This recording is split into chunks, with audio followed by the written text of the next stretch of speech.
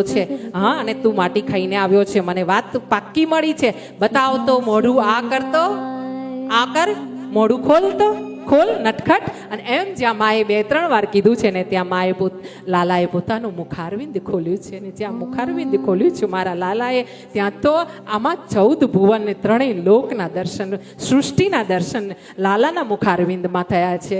આમ મા જશોદાએ સૃષ્ટિના દર્શન કર્યા છે. સાથે સાથે મા જશોદા જે લાલાના કાન પકડીને ઊભા છે ને એ દ્રશ્ય પણ ત્યાં અંદર લાલાના મુખારવિંદમાં દર્શન થઈ રહ્યા છે. આમ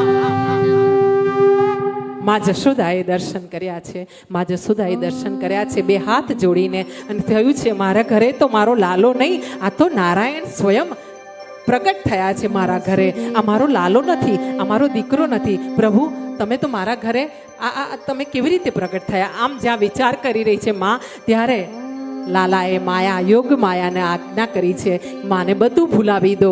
મા બધું ભૂલી ગઈ છે કે આ મુખારવિંદમાં 3 ભુવન જોયા છે, સૃષ્ટિને જોઈ છે, દર્શન કર્યા છે, અને એ બધું ભૂલીને મા પાછી લાલાને પોતાના કાળજે જ આપી દે છે. અને ગોવાળિયાઓને કહે છે તમે ગમે તેટલું ચડાવશો ને, હું મારા લાલાને મારવાની નથી. હા, તમે બીજે ક્યાંક જઈને તમારી રમત રમજો, મારા લાલાને મારવાનો નથી. અને આમ કરીને માએ પોતાના લાલાને પોતાની છાતી સરખો ચાપ્યો છે.